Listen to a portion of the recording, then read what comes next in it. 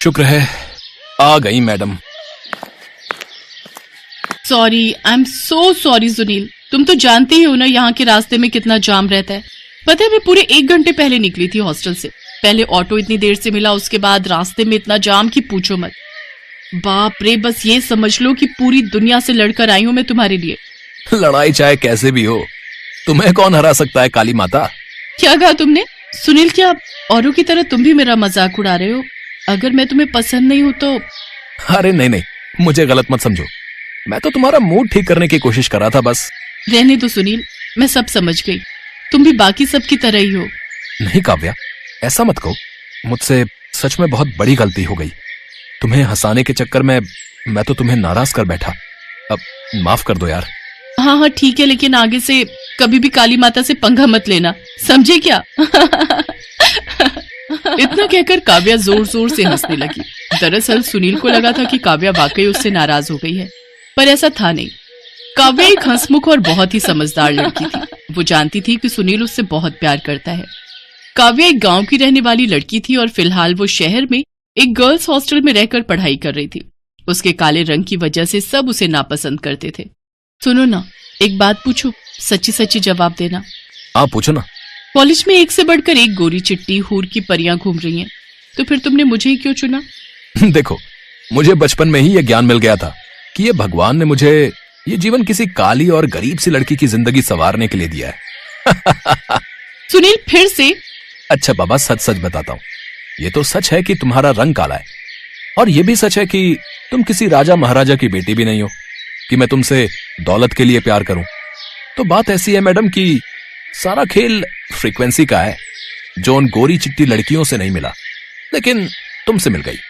तुम्हारा अंदाज, तुम्हारा मिजाज मुझे बहुत पसंद है, और जो खूबसूरती मैंने तुम में देखी है वो कोई और देख ही नहीं सकता।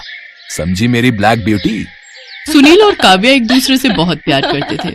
शाम को काव्या जब अपने हॉस्टल के कमरे पर पहुंची, तब उसने अपनी दराज खोलकर उसमें से एक फोन निकाला।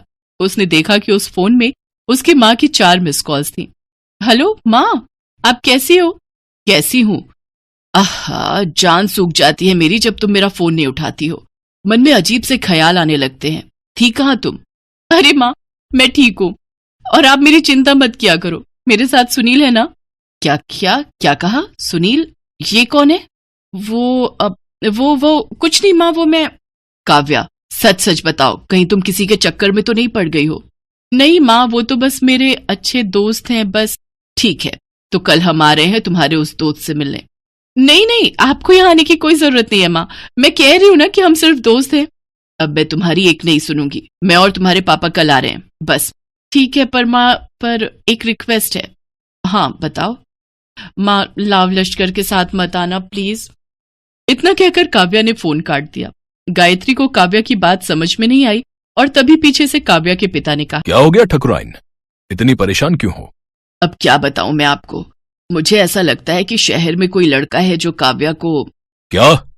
नाम बताओ उसका, अभी होश ठिकाने लगवाता हूं मैं उसके।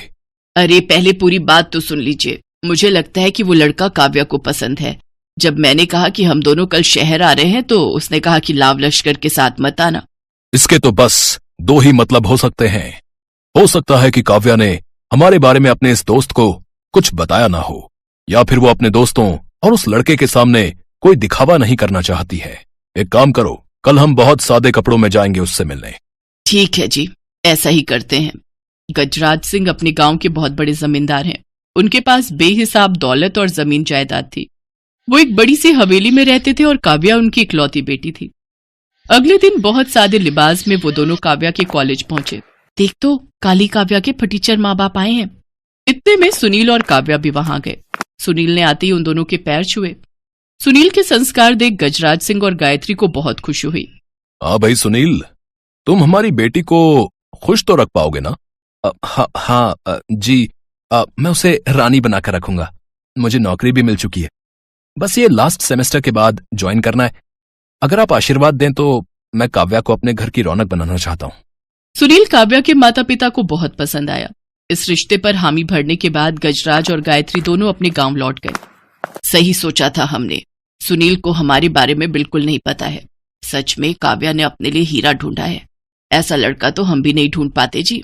सही कह रही हो, सच में हीरा है लड़का। गायत्री और गजराज सिंह काव्या की समझदारी और उसकी पसंद से बहुत खुश थे, लेकिन सुनील की मां कमला देवी को इस शादी से ऐतराज था। सुनील बेटा देख, मेरी बात सुन, कहाँ तू इतना गोरा और कहाँ वो काली कोयले जैसी, और अब तो तेरे पास अच्छी नौकरी भी है और कहाँ वो फटीचर लोग। अरे तेरे लिए तो मैं परी जैसी लड़की ढूंढ कर लाऊंगी, जो सुंदर भी होगी और पैसे वाली भी।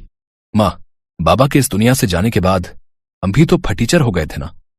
तब आपने मेहनत करके मुझे पढ़ाया लिखाया और काबिल बनाया।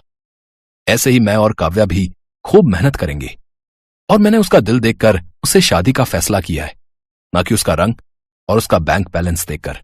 सुनील की जिद के आगे कमला चुप हो गई। गायत्री और गजराज ने काव्या और सुनील की शादी करा। अपनी नई जिंदगी में काव्या और सुनील बहुत ही खुश थे। सुनील दफ्तर जाता और काव्या पूरे घर का काम संभालती, लेकिन इसके बावजूद उसकी सास कमला उसके रंग और उसकी गरीबी को लेकर उसे ताना मार ही देती थी। ऐसे ही कई महीने बीत गए। फिर एक दिन पैर फिसलने की वजह से कमला अचानक सीढ़ियों से गिर पड़ी और बेहोश हो गई। काव्या फौरन कमला को शहर के सबसे बड़े अस्पताल ले गई। काव्या के फोन करने पर सुनील भी फौरन अस्पताल पहुंचा और फिर thank you so much Kavya, तुम नहीं जानती कि आज तुमने कितना बड़ा एहसान किया है मुझ पर। कैसी बात कर रहे हो, वो मेरी भी माँ है। कमला अस्पताल के जिस कमरे में थी वो उस अस्पताल का सबसे महंगा कमरा था। ये देखकर सुनील थोड़ा हिचका तो जरूर, लेकिन उसने काव्या से कुछ नहीं कहा और कमरे से बाहर निकलकर अपने बॉस को फोन करने लगा ताकि वो उनसे कुछ एडवांस सैलरी मांग सके।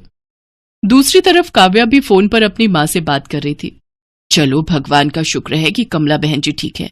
अच्छा बेटा, जितना जल्दी हो सके हम आ रहे हैं वहां, लेकिन ये बताओ हम इस बार क्या बनकर आए? जैसा आपको ठीक लगे माँ, मुझे लगता है कि यही सही वक्त है। ठीक 2 घंटों के बाद अस्पताल में एक बहुत ही महंगी कार आकर रुकी। Welcome chairman sir. Thank you doctor Sharma. सब ठीक है? Yes sir, all good. Doctor Sharma, मेरे दामाद जी से मिलिए, mister Sunil. Oh hello sir.